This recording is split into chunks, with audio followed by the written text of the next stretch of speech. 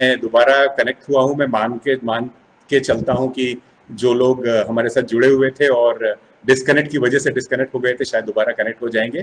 तो मैं ये बात कह रहा था कि उर्दू तहजीब का एक चश्मा है और वो शख्स मुहज्जब है जिसको उर्दू आती है।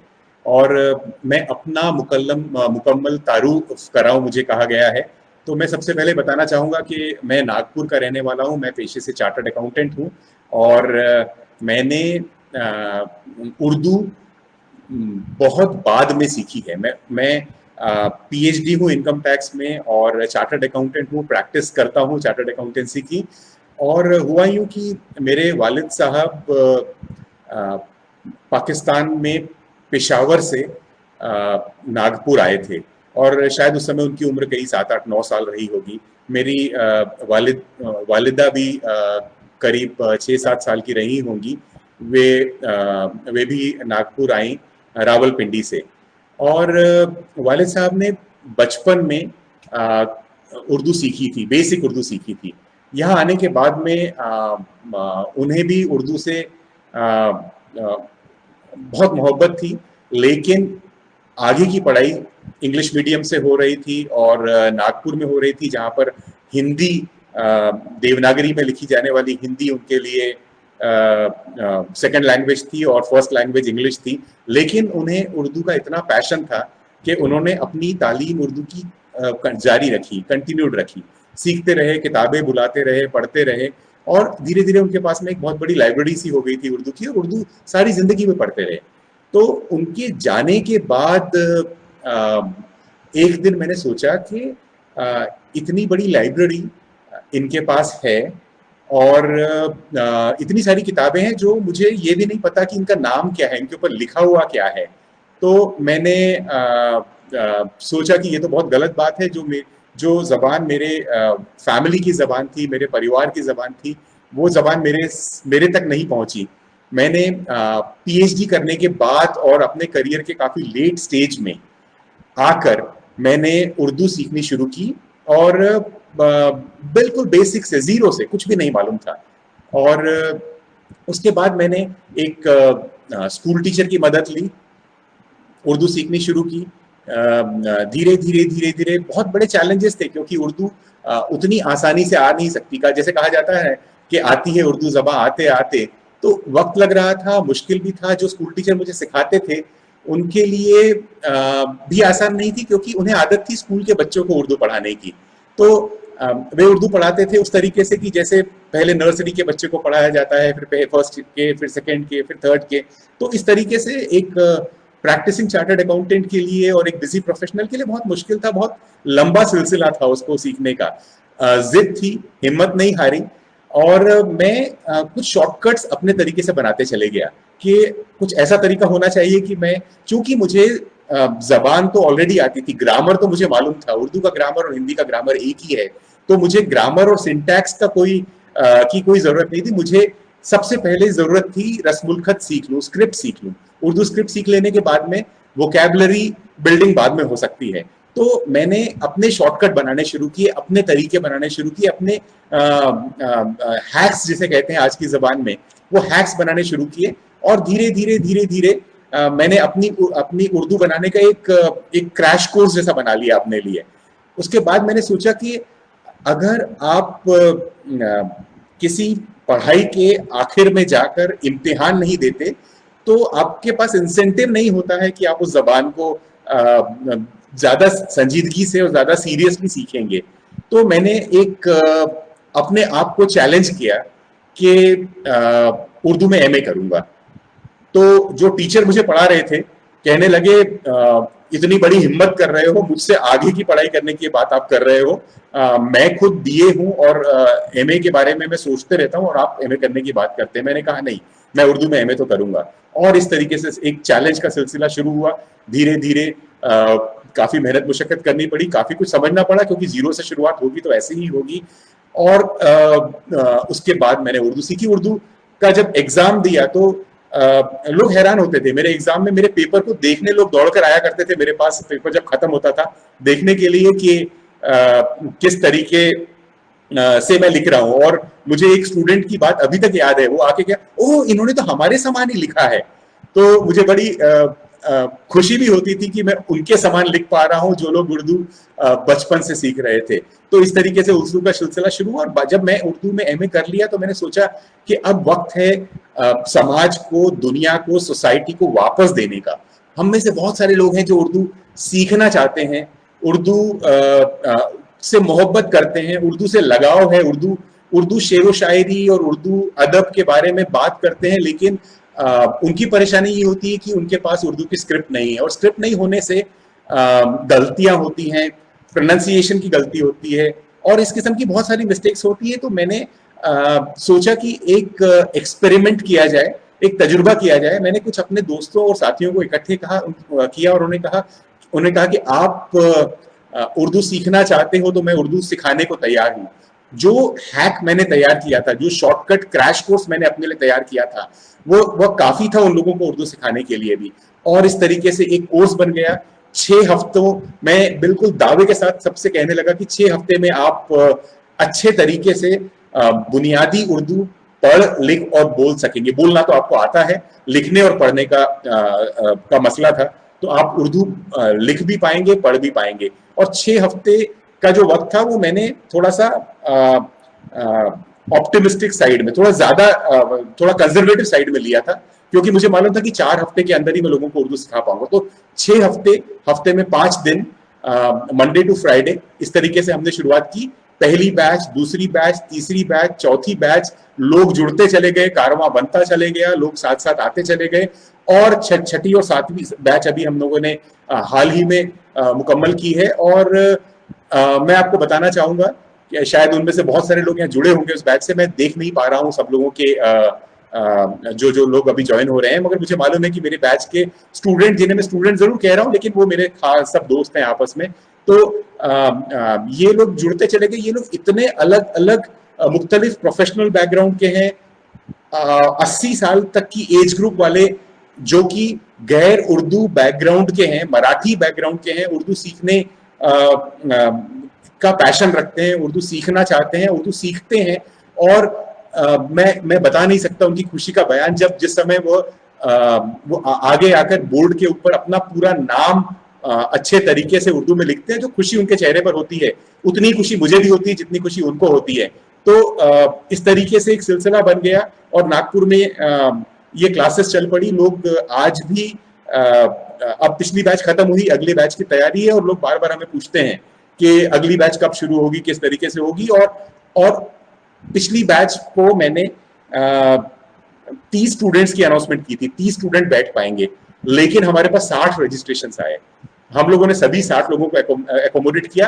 एक पैसा नहीं लिया जाता, फ्री ऑफ कॉस्ट पूरा मटेरियल दिया जाता है, क्योंकि मैं ये जो कर रहा हूँ ये खिदमत सिर्फ उर्दू के पैशन के लिए कर रहा हूँ, उर्दू उन लोगों के लिए कर रहा हूँ जो लोग उर्दू सीखना चाहते हैं, उर्दू की चाशनी से अपनी गुफ्तगू को, अपनी बोलचाल को ढालना चाहते हैं, उन लोगों के लिए कर रहा हूँ। और इस तरीके से एक बहुत बड़ा काफिला तैयार होते जा रहा है उन लोगों का जो उर्दू से मोहब्बत करते हैं, जो चाहते थे कि उर्दू के करीब आए, मौका नहीं मिल रहा था, मौका मिला, वो लोग उर्दू के करीब आ गए। सो इस तरीके से नागपुर में उर्दू का ये सफर शुरू हुआ है। और मैं जब लोग ज्वाइन होते हैं तो मैं उनसे कहता हूँ कि आप में से हर एक शख्स को उर्दू का एम्बेसडर बनना है। जैसे मैं उर्दू का एम्बेसडर बन गया हूं, मैं उर्दू की नुमाइंदगी कर रहा हूं, उर्दू के लिए मैं काम कर रहा हूं। आप में से हर किसी शख्स को उर्दू का एम्बेसडर बनना है। और क्लास के जो स्टूडेंट्स होते हैं वही काम करते हैं। वो बहुत सारे स्टूडेंट्स ऐसे हैं जो दूसरों को पढ़ाते हैं क्लास के बाद। एक डॉक्टर है हमारे क्लास में जो जिन्होंने कम से कम 3 लोगों को उर्दू पढ़ा दी। तो इस तरीके से मैं कहता हूँ ईच वन टीच वन। अगर आपको मैंने सिखाया है, आप किसी और को सिखा दीजिए आगे, और इस तरीके से एक किस्म की चेन बनती चले जाएगी, और हम आगे बढ़ते चले जाएंगे। तो बहुत अच्छा काम हो रहा है। क्लास के कुछ लोगों ने, एक स्टूडेंट ने एमए किया है उर्दू में, 3 स्टूडेंट ने इग्नू से अभी सर्टिफिकेट कोर्स किया है, बहुत सारे स्टूडेंट्स और एडवांस करने की बात कर रहे हैं। तो इस तरीके से उर्दू का पैशन लोगों के दिमाग में बैठ चुका है, लोग उसके लिए काम कर रहे हैं और आगे बढ़ रहे हैं। और उर्दू जबान आती है, आते आते ये बात तो सही है, लेकिन उर्दू जबान जब आती है तो उसका जो लुत्फ है वो अलग ही आता है। लोगों को जैसे एक एक स्टेप आगे बढ़ते हैं वैसे वैसे आपको उसकी खुशी मिलने लगती है, और आपने कुछ नया सीखा। और बहुत सारे लोग तो ऐसे होते हैं क्लास में जो शायद 20, 30, 40, 50 या 60 साल के बाद क्लास में एज अ स्टूडेंट बैठे हैं। तो उस क्लास का माहौल ही अलग होता है। एक फैमिली का फ्रेटर्नल बॉन्ड जिसे कहते हैं, वैसा वैसा माहौल बन जाता है। और क्लास खत्म होने के बाद में सबसे बड़ी शिकायत लोगों की ये होती है कि इतनी जल्दी क्लास को खत्म क्यों कर दिया गया, इसे और एक्सटेंड कर देते और चला देते। और तो और हर बैच में पिछली बैच के स्टूडेंट जो कि एक्सपर्ट बन चुके हैं दोबारा आना चाहते हैं और आगे इन्वॉल्व होना चाहते हैं। काफी सारे स्टूडेंट्स ऐसे हैं जो अगली बैच में मदद करते हैं असाइनमेंट्स कराने के लिए, असाइनमेंट्स डिजाइन करने के लिए। जिस दिन मैं किसी वजह से क्लास नहीं पहुंच पाता हूं उस दिन क्लास को कंडक्ट करने के लिए। सो इस तरीके से नागपुर में एक बीज जो हमने बोया था वो बढ़ते बढ़ते बहुत अच्छा पेड़ बन रहा है, और इस बात की मुझे बहुत खुशी होती है। उर्दू की क्लास में जब लोग आते हैं तो बहुत सारा कंफ्यूजन और बहुत सारी गलतफहमी दिमाग में लेकर आते हैं, और ये मैं मान के चलता हूं कि हमारे देश में उर्दू के बारे में बहुत सारी गलतफहमी है। पहली बात तो शुरुआत इससे होती है जब मैं कहता हूं कि उर्दू तो मेड इन इंडिया लैंग्वेज है, पूरी तरह से हमारे देश में पैदा हुई, पली बड़ी, पनपी, आगे बढ़ी। तो लोग हैरान रह जाते हैं, कहते हैं हिंदुस्तान की जबान कैसे हो सकती है। और एक जुमला जो लोग अक्सर इस्तेमाल करते हैं कि इसे तो उल्टा लिखा जाता है। हमारे आपस में जो डिस्कशन की शुरुआत इसी जुमले से होती है कि उल्टा लिखे जाता है। मैं कहता हूं कि उल्टा लिखे जाना, राइट टू लेफ्ट उल्टा है या लेफ्ट टू राइट उल्टा है, इसका फैसला करने वाले आप और हम कौन होते हैं। परसेप्शन का सवाल है। इसे राइट टू लेफ्ट लिखा जाता है, हिंदी को लेफ्ट टू राइट लिखा जाता है। उल्टे सीधे वाली कोई बात नहीं है। आप ये भी सीधा हो सकता है, ये भी सीधा हो सकता है, देखने के नजरिए का फर्क है। उसके बाद ये कहते हैं कि जिस जबान की स्क्रिप्ट हमारी देसी स्क्रिप्ट नहीं है तो ये हमारी देसी जबान कैसे हो सकती है। तो इसके बारे में मुझे पहला जो लेक्चर होता है इसमें मैं सब लोगों को क्लियर करता हूं, और ये बात मैं आज आप सबके सामने रख रहा हूं, खासकर उन लोगों से जो लोग उसी स्टेज में होंगे जो गलतफहमी की या कंफ्यूजन की स्टेज है कि उर्दू हमारी जबान है या नहीं या कहां से आई। तो मैं बात करना चाहूंगा कि उर्दू की पैदाइश और इब्तदा के बारे में मुख्तलिफ नजरियात हैं, लेकिन इन सभी नजरियात में एक बात मुश्तरक है कि उर्दू दिल्ली और उसके आसपास के इलाकों में पैदा हुई है और पली बड़ी है। बाहर से जब लोग आए थे उन लोगों ने और जो मकामी लोग थे उनमें आपस में जो मेलजोल हुआ और मकामी जबान पर उनकी जबान के असरात होने लगे, मकामी जबान के असरात उनकी जबान पर होने लगे, और आपस में जो तासीर बनती चली गई उससे उर्दू पैदा हुई। और हिंदुस्तान जो खड़ी बोली जिसे हम कहते हैं, ब्रज भाषा जिसे कहते हैं, वो उस भाषा से जो कि संस्कृत का एक अपभ्रंश रूप है, जो बोलचाल की भाषा थी उस वक्त की दिल्ली और उसके आसपास के इलाकों में। तो ऐसा कहा जाता है कि लश्कर के खेमे में जहां पर हिंदुस्तानी लोग थे, बाहर से आए लोग थे, आपस में बात करना चाहते थे, उनके मेल मिलाप से एक तरीके से किसी जो भाषा बनती चली गई, उस भाषा उस भाषा के लिए फारसी की स्क्रिप्ट का इस्तेमाल किया गया, लेकिन भाषा हमारी अपनी थी। तो फारसी की स्क्रिप्ट और हिंदुस्तान की अपनी देसी भाषा, इनके संगम से उर्दू भाषा तैयार हुई। और ये बहुत कम लोगों को पता होगा शायद। बहुत सारे अदीब यहाँ बैठे हैं, कश्मीर से बहुत सारे हमारे दोस्त बैठे जिन्हें सब कुछ पता है, लेकिन बहुत सारे नए लोग जो जुड़े होंगे उन्हें शायद कई लोगों को नहीं पता होगा कि उर्दू का सबसे पहला नाम हिंदी था, हिंदवी था। उसके बाद ये दक्षिण में पहुंची तो इसका नाम दखनी हो गया, उसके बाद में गुजरात में पहुंची तो इसका नाम गुर्जरी या गुजराती हो गया। तो इस तरीके से उर्दू अपने नाम बदलते रही है, और हिंदी, हिंदुस्तानी, हिंदवी ये उर्दू के पहले के नाम रहे हैं। बाद में ब्रज भाषा और खड़ी बोली से थोड़ा थोड़ा वेरिएशन होते चले गया, थोड़ा बदलाव होते चले गया, और दो बहनों की तरह संस्कृत की ही भाषा से, संस्कृत जबान से ही निकलने वाली दो जबान एक साथ आगे बढ़ने लगी। एक बहन का नाम हिंदी हुआ, दूसरी बहन का नाम उर्दू हो गया। तो उर्दू जो है और हिंदी जो है, ये दोनों संस्कृत की बेटियां हैं, दोनों हिंदुस्तान में पैदा हुई है। और ये कंफ्यूजन मुझे लगता है बहुत ज्यादा होता है लोगों को लगता है कि बाहर से जबान आई और हमारे बीच आकर बैठ गई, और उसके बाद लोगों ने सियासी लोगों ने कुछ सियासत भी की इसके बारे में, दोनों भाषाओं को अलग करने की कसर नहीं छोड़ी। हम उसके बारे में बाद में बात करेंगे। और कुछ लोग तो ये कहते हैं कि ये पाकिस्तान की जबान है। मैं जब कहता हूँ उर्दू, तो कहते हैं उर्दू तो पाकिस्तान की जबान है। तो आपको ये बात मालूम होनी चाहिए कि पाकिस्तान तो 1947 में बना। उर्दू तो हम अमीर खुसरो के वक्त से उर्दू को डेवलप करते आए हैं। मुंशी प्रेमचंद अपनी जब कहानियां अपने किस्से लिखा करते थे तो उसकी मैन्युस्क्रिप्ट पहले उर्दू में लिखा करते थे। मुंशी प्रेमचंद ने शुरुआत अपने करियर की उर्दू से की थी। बाद में वो एक हिंदी की साप्ताहिक या हिंदी की मैगजीन का संपादन कर रहे थे, एडिटर बन गए थे। तो किसी ने पूछा कि आप उर्दू में लिखते हैं और हिंदी की मैगजीन के आप एडिटर हैं, ये दोनों कहीं आपस में मेल खाते हैं या नहीं? तो उन्होंने कहा, मुझे लिखना तो वही होता है जो मैं लिख रहा हूं, स्क्रिप्ट बदलनी होती है सिर्फ। तो मुंशी प्रेमचंद उर्दू के सबसे जाने माने पहले अदीब हुए हैं जिन्होंने उर्दू स्क्रिप्ट में शुरुआत की। बाद में हिंदी में भी इतनी ही मकबूलियत मिली उन्हें जितनी उर्दू में उन्हें मिली थी। तो इस तरीके से तो जब पाकिस्तान की बात करते हैं, पाकिस्तान तो बहुत बाद में हमारे पास आया, 1947 में आया। पाकिस्तान की मादरी जबान, पाकिस्तान की अपनी जबान जो है उर्दू नहीं है। उर्दू पाकिस्तान की ऑफिशियल लैंग्वेज है। पाकिस्तान में पंजाबी बोली जाती है, सिंधी बोली जाती है, बलूची बोली जाती है, पश्तो बोली जाती है, लेकिन हिंदुस्तान में उर्दू बोली जाती है। तो हिंदुस्तान की जबान है, पाकिस्तान की जबान नहीं है। पाकिस्तान ने उसे अपनाया है, हमने भी उसे अपनाया है।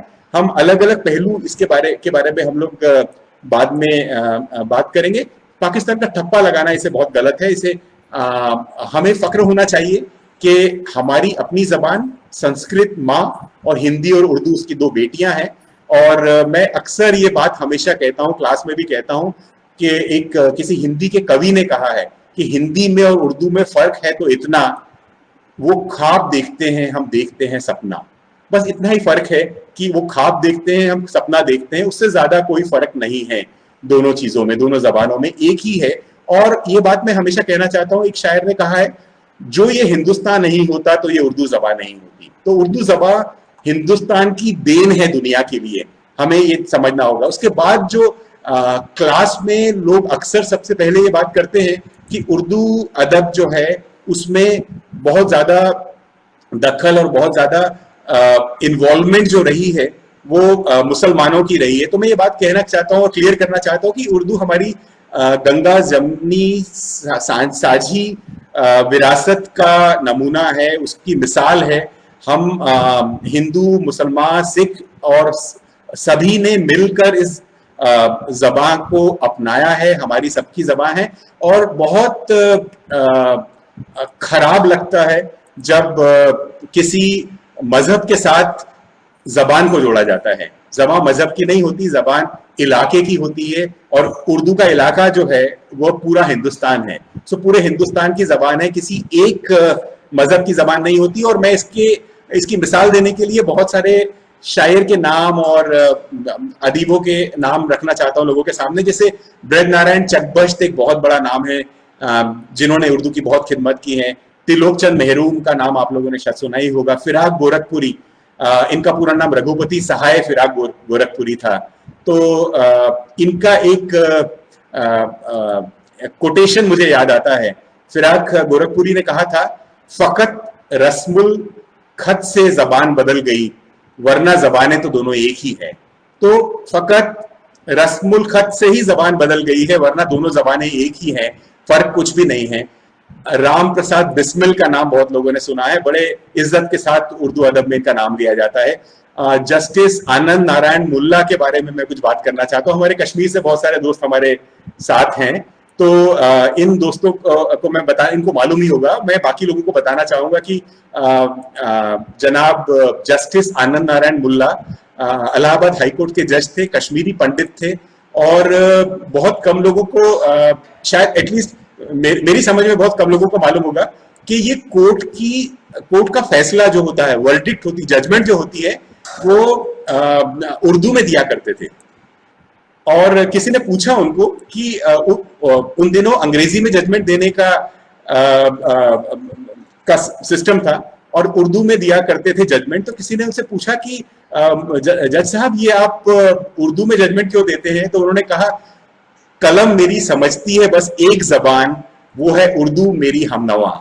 तो ये कश्मीरी पंडित जिन्होंने उर्दू की बहुत खिदमत की और बाद में जब सियासत हावी हो गई उर्दू पर, तो मुल्ला जी ने एक बात कही थी, मुल्ला बना दिया है इसे भी महाजे जंग। एक सुलह का पयाम थी उर्दू जबान कभी। तो जब उन्हें उन्हें दर्द हो रहा था कि सुलह की जबान को आपने महाजे जंग या लड़ाई का मैदान बना दिया, तो ऐसे शायर, हिंदू शायर हमारे बीच में हुए हैं। अर्श मलसियानी का नाम सुना होगा, बाल मुकंद जिनका असली नाम था। साहिर होशियारपुरी एक अच्छे उर्दू के शायर हुए हैं। डॉक्टर जगन्नाथ आजाद के बारे में भी मैं बात करना चाहूंगा। हमारे कश्मीरी दोस्त इनको अच्छे से जानते हैं क्योंकि कश्मीरी थे। डॉक्टर जगन्नाथ आजाद कश्मीरी पंडित थे और कहा जाता है कि अल्लामा इकबाल के ऊपर यदि कोई जिसे लास्ट वर्ड कहते हैं, आखिरी या अथॉरिटी जिसे कहा जाता है, तो वह इन्हीं को गिना जाता है, डॉक्टर जगन्नाथ आजाद को गिना जाता है, जिन्होंने अल्लामा इकबाल पर बहुत रिसर्च किया है। और हरदयाल सिंह दत्त के बारे में आपने सुना होगा, नरेश कुमार शाद हैं, हरबंस भल्ला हैं, हजारों नाम हमारे बीच में। कुंवर महेंद्र सिंह बेदी का नाम मेरे ख्याल से उर्दू लिटरेचर को जो जानता है उसने सुना हुआ है। कुंवर महेंद्र सिंह बेदी तो उर्दू की मोहब्बत में इतना आगे निकल गए थे कि उनका एक शेर मैं हमेशा सबके सामने रखना चाहता हूं। महेंद्र सिंह बेदी उर्दू से मोहब्बत तो करते ही थे, लेकिन वो कहने लगे कि मोहम्मद जो है, मोहम्मद सिर्फ मुस्लिम के क्यों हो गए हैं, हमारे भी तो हैं। इश्क हो जाए किसी से कोई चारा तो नहीं, सिर्फ मुस्लिम का मोहम्मद से इजारा तो नहीं।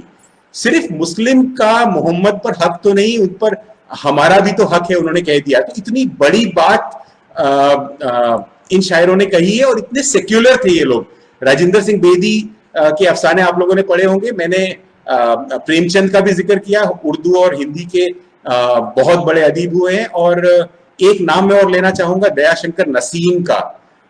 लखनऊ के थे, शायद 30-32 साल की उम्र में चल बसे, लेकिन जो मसनवी उन्होंने लिखी थी उनके बारे में कहा जाता है, कुछ लोग कहते हैं कि उर्दू का रूमी अगर कोई है तो वो दयाशंकर नसीम है।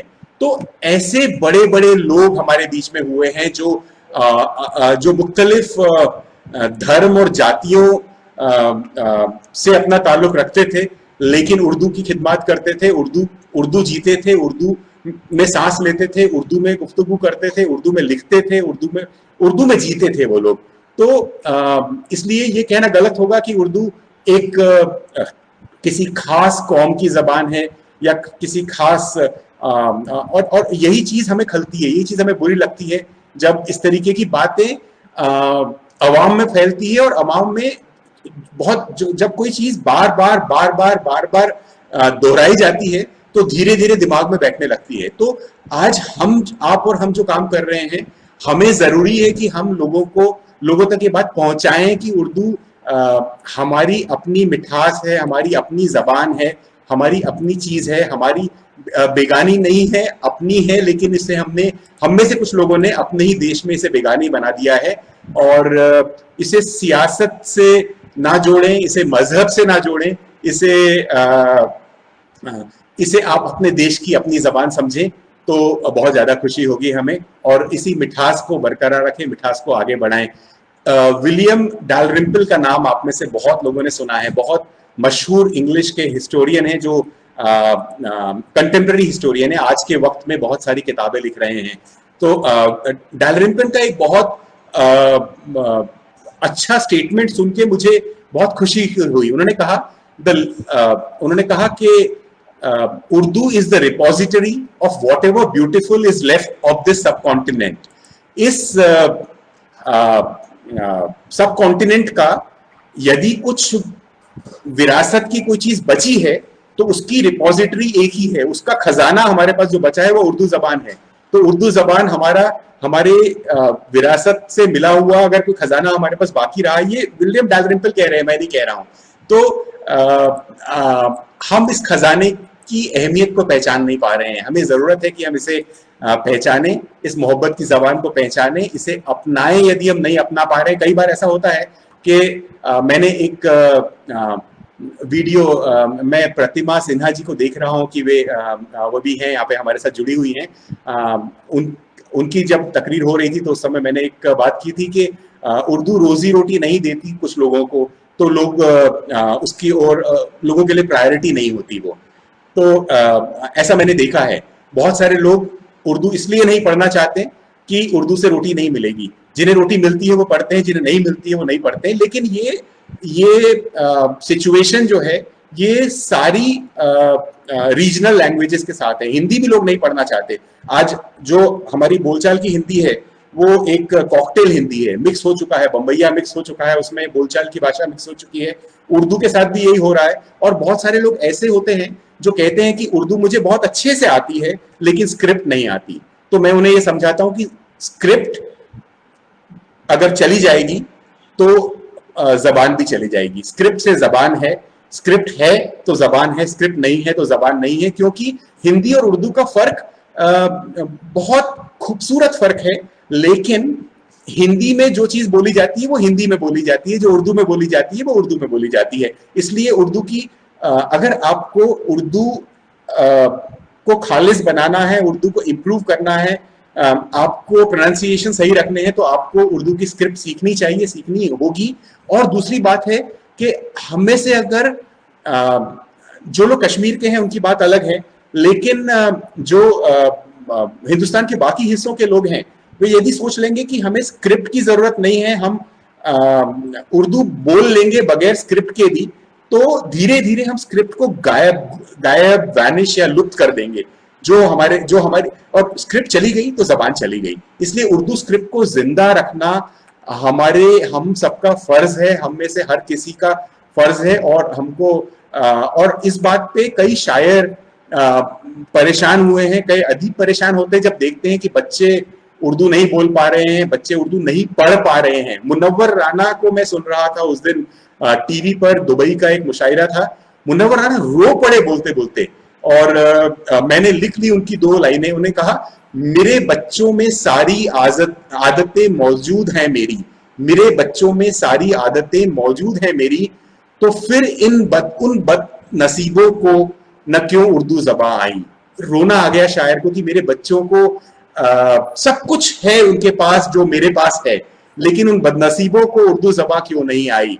तो मुनव्वर राना के बच्चों को उर्दू ज़बान नहीं आती है, तो इसका मतलब है कि हमारा ये मसला जो है बहुत संजीदा है, बहुत सीरियस है। हमें सोचना होगा कि उनके बच्चों को उर्दू ज़बान नहीं आई तो शायद कौम के बहुत बच्चों को, देश के बहुत बच्चों को, जिनके पिछली जनरेशन तक उर्दू, पिछली नस्ल तक उर्दू बोली जा रही थी, उनमें उर्दू खत्म हो रही है और हमें जिंदा रखना होगा। और जो लोग कहते हैं कि मुझे उर्दू की स्क्रिप्ट नहीं आती लेकिन मैं उर्दू बहुत अच्छी तरीके से लिख सकता हूँ, बोल सकता हूँ, उर्दू में शायरी कर लेता हूँ, तो मैं एक शायर का दर्द उनके सामने रखता हूँ। बहुत दिल को चोट पहुंचने वाला शायर का दर्द है। शायर कहते हैं, उर्दू क्या है, एक कोठे की तवायफ है, मजा सब लेते हैं, मोहब्बत कौन करता है।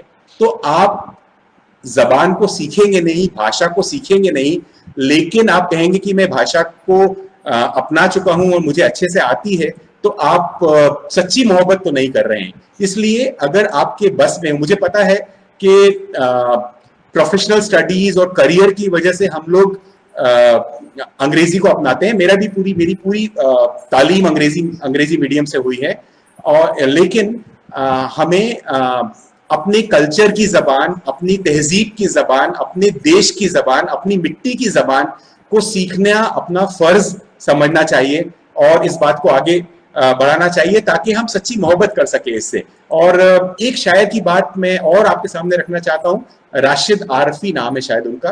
वो कहते हैं कि मेरी अल्लाह से बस इतनी दुआ है राशिद कि मैं उर्दू में वसीयत लिखूं और बेटा पढ़ ले।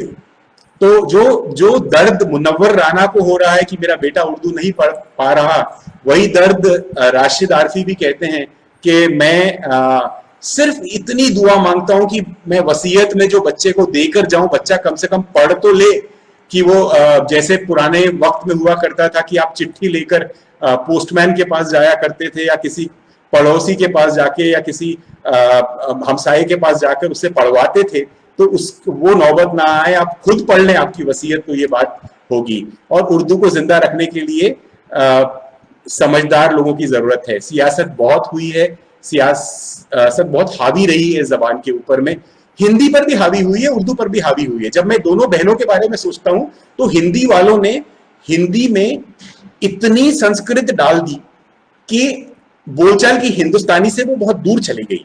तो जब मैं हिंदी में एमए कर रहा हूं इस वक्त, मैंने अंग्रेजी में एमए किया है, मैंने उर्दू में एमए किया है, और अभी मैं हिंदी में एमए कर रहा हूं। तो जब मैं हिंदी पढ़ता हूं तो उस वक्त मैं देखता हूं कि हिंदी में इतना संस्कृताइजेशन कर दिया गया, संस्कृतिकरण कर दिया गया है हिंदी का, कि बोलचाल की भाषा से बहुत दूर चले गई।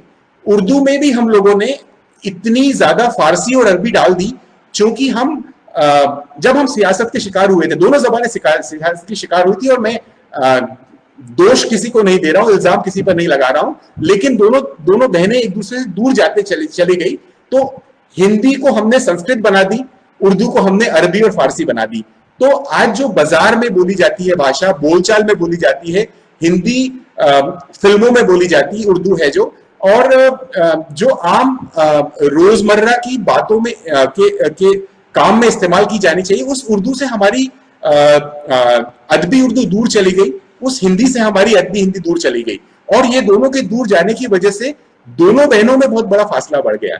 तो हिंदी वाला उर्दू की ग्रामर समझ सकता है, उर्दू वाला हिंदी की ग्रामर समझ लेता है, लेकिन वोकैबुलरी में दूर चली गई। तो मेरे दिल की इच्छा है कि हम हिंदी वाले बड़ा दिल रखें, उर्दू के लफ्ज हिंदी में जब आते हैं तो उन्हें अपनाएं, उन्हें उनका तिरस्कार ना करें, उनका अनादर ना करें। हिंदी वाले, उर्दू वाले भी हिंदी के अल्फाज की उतनी ही इज्जत करें जितने उर्दू के अल्फाज की करते हैं, ताकि ये दोनों बहनें मिलजुल के रह सके। मेलजोल की जबान है, मेलजोल से आगे बढ़ेगी। और ये मेरी दिली ख्वाहिश होगी कि हम इस तरीके का माहौल बनाएं कि उर्दू और हिंदी दोनों साथ साथ चलें, और लिटरेचर जो उर्दू में बन रहा है वो हिंदी में, हिंदी वालों के लिए अवेलेबल हो। हिंदी में जो लिटरेचर बन रहा है, बहुत खूबसूरत लिटरेचर आज भी बन रहा है दोनों जबानों में। तो हिंदी में जो लिटरेचर बन रहा है वो उर्दू वालों के लिए अवेलेबल हो, उर्दू में जो बन रहा हो हिंदी वालों के लिए अवेलेबल हो। हम में से कुछ लोग यहाँ पे सॉफ्टवेयर इंजीनियर्स होंगे, मुझे पता है, तो मैं आप लोगों के लिए चैलेंज छोड़ रहा हूँ। ट्रांसक्रिप्ट करना है आपको भाषा नहीं बदलनी, जबान नहीं बदलनी है। हिंदी देवनागरी में लिखी गई जो मजमून है उसको आपने सिर्फ उर्दू स्क्रिप्ट में ट्रांसफर करना है, बहुत मुश्किल नहीं है। हमने पंजाबी यूनिवर्सिटी पटियाला में हम लोगों ने शाहमुखी और गुरमुखी देवनागरी के समान लिखी जाती है, शाहमुखी उर्दू के समान की स्क्रिप्ट में लिखी जाती है जो पाकिस्तान में लिखी जाती है, गुरमुखी हिंदुस्तान में लिखी जाती है। दोनों जबान एक ही है, पंजाबी जबान गुरमुखी में लिखी जाती है हिंदुस्तान में, और पाकिस्तान में शाहमुखी में लिखी जाती है।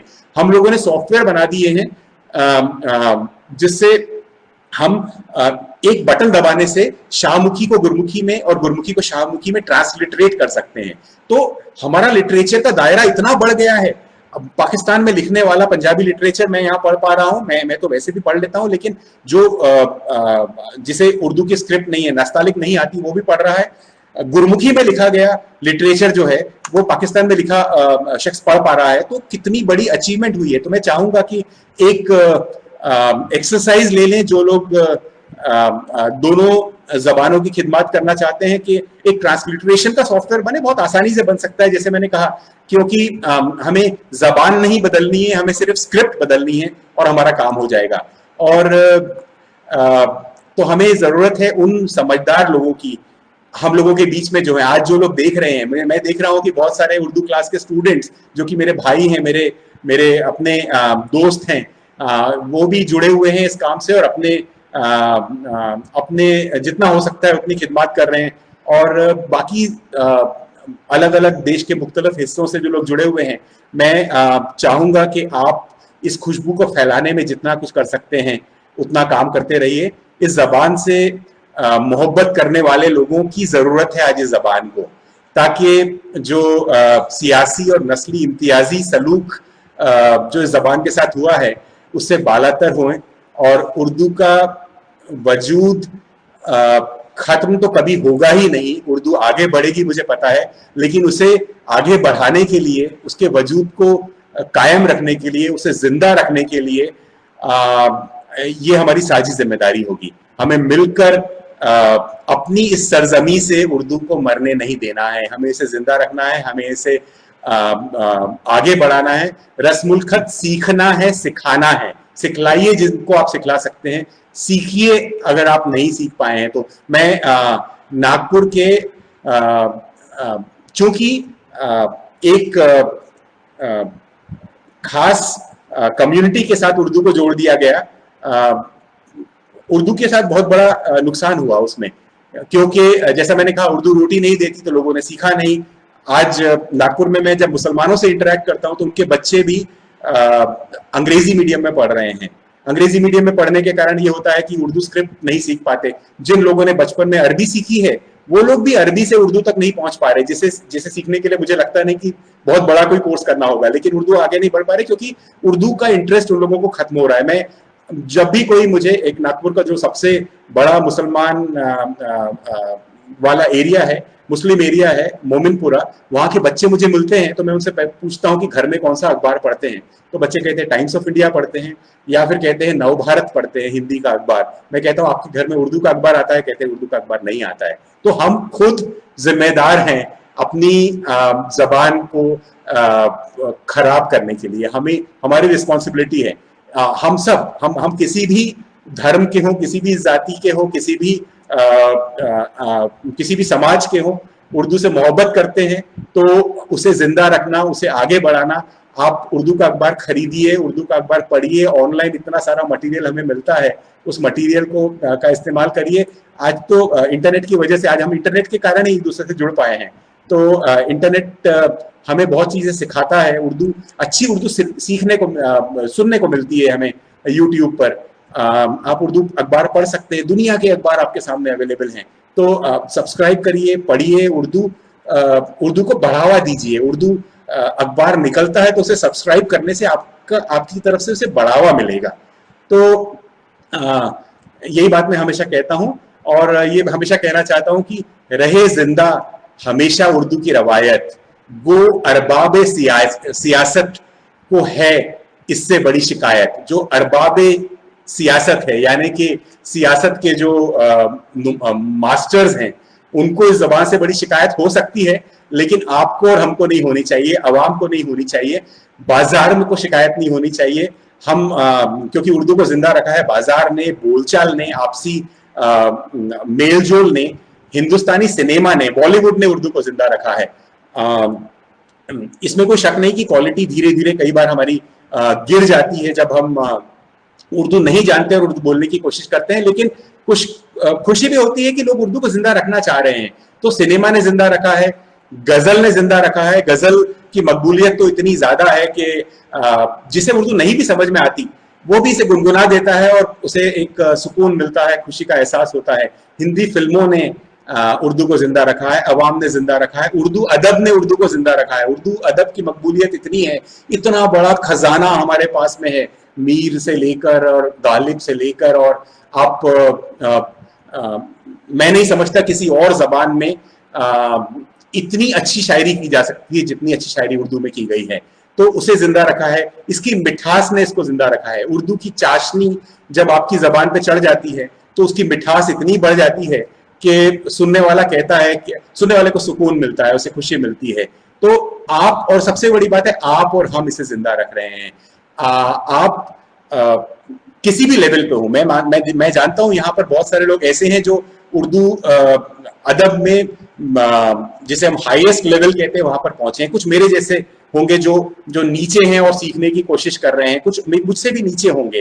तो आप जो भी लेवल हो आपका, आप कोशिश करें, उर्दू को जिंदा रखें, उर्दू को आगे बढ़ाएं, उर्दू के लिए जो कर सकते हैं करें। और जैसा मैंने पहले कहा, ईच वन टीच वन। आप जिनको सिखा सकते हैं उर्दू, सिखाइए, सिखलाइए उनको उर्दू, उन्हें स्क्रिप्ट सिखाइए, बहुत आसान है। मेरा जो नागपुर का कोर्स है उसका तजुर्बा मेरा ये है कि 4 हफ्ते में और 5 दिन रोज, मतलब 20 दिनों में जिसे हिंदी आती है, जिसको हिंदी आती है, 20 दिन में उसको बुनियादी इल्म आ जाता है उर्दू स्क्रिप्ट का, और उसके बाद में उसके ऊपर डिपेंड करता है कि वो कितना आगे बढ़ना चाहता है। जैसा मैंने बताया कि बहुत सारे स्टूडेंट्स हमारे एमए कर रहे हैं, बीए एडिशनल कर रहे हैं, बीए कर रहे हैं, इग्नू यूनिवर्सिटी से डिप्लोमा कोर्स कर रहे हैं, एक सर्टिफिकेट कोर्स कर रहे हैं।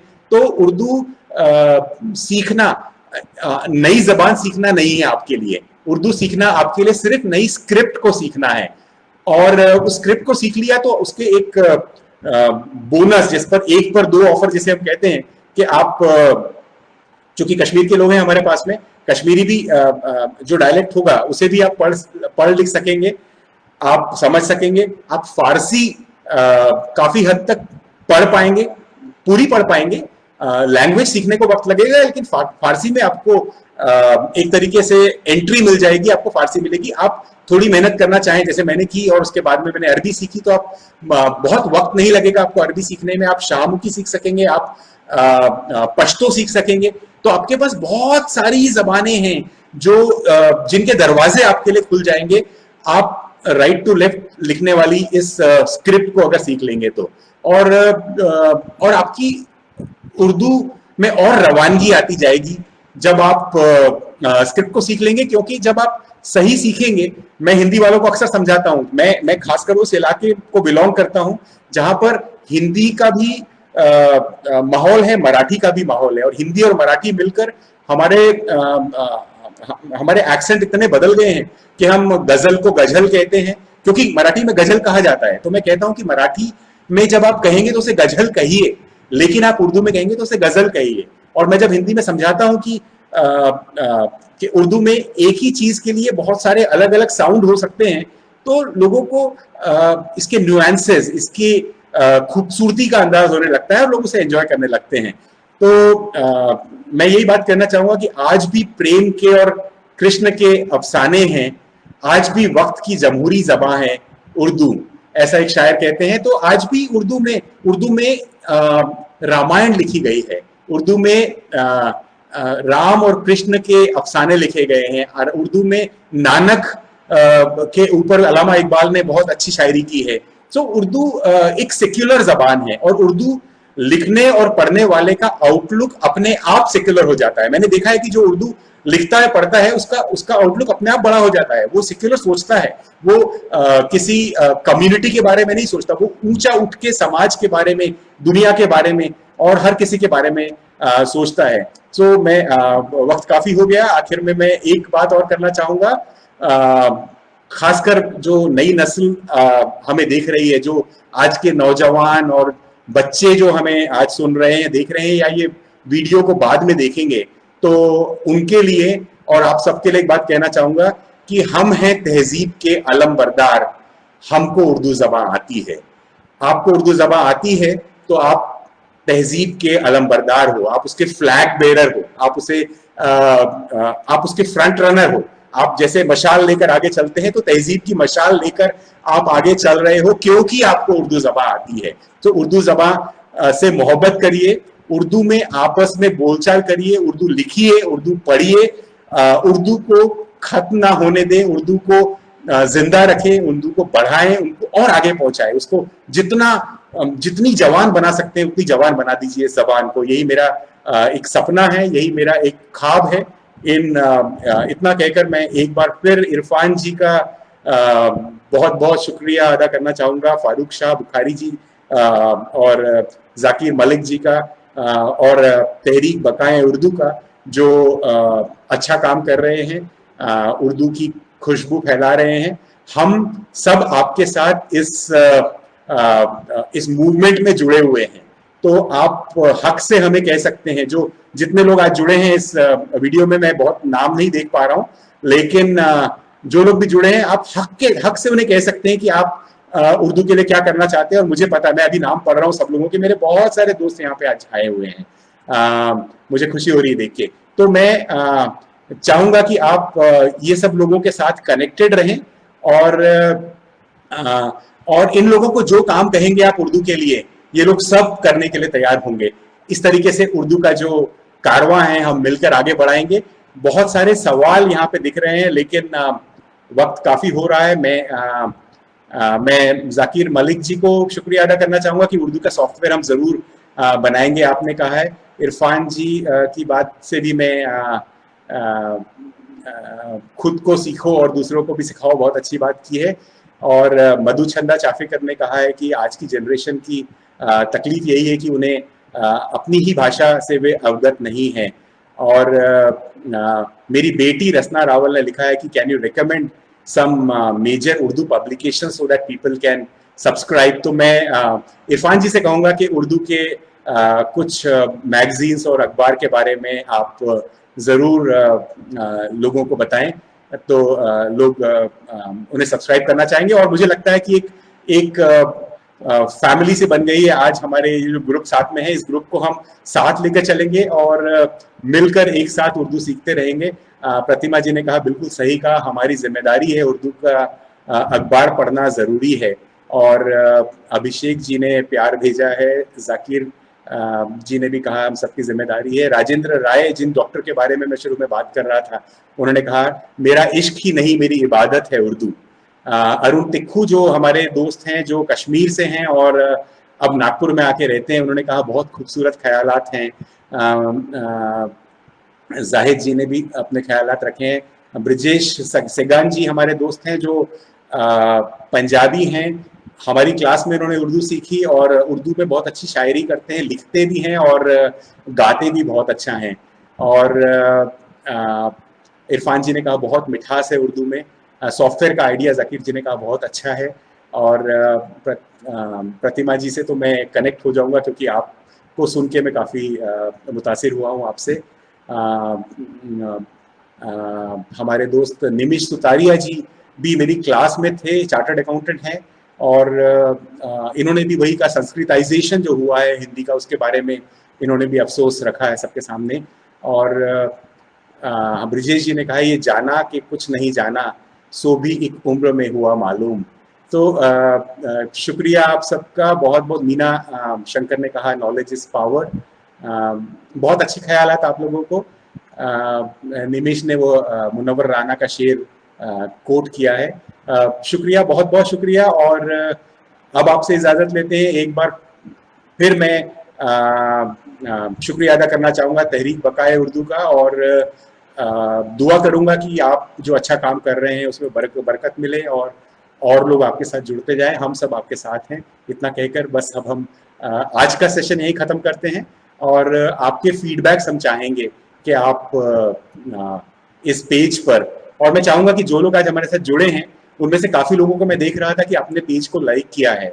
पेज को लाइक किया है तो आपको आगे के नोटिफिकेशंस आते रहेंगे। जो लोगों ने पेज को लाइक नहीं किया है उनसे मैं गुजारिश करूंगा कि आप पेज को लाइक कर दें, ताकि आगे के नोटिफिकेशंस आपको आते रहें, और इस तरीके से हमारा सिलसिला उर्दू का कारवां, उर्दू की जो महफिल बनी है ये कायम रहे, आगे बढ़ते रहे, और हम सब उर्दू से उसी तरीके की मोहब्बत करते रहें, उर्दू की चाशनी अपनी ज़बान में बोलते रहें, उर्दू की तहजीब के अलमबरदार बन जाएं। बहुत बहुत शुक्रिया। इतना कह के मैं इसको अभी बंद करना चाहूँगा। शुक्रिया।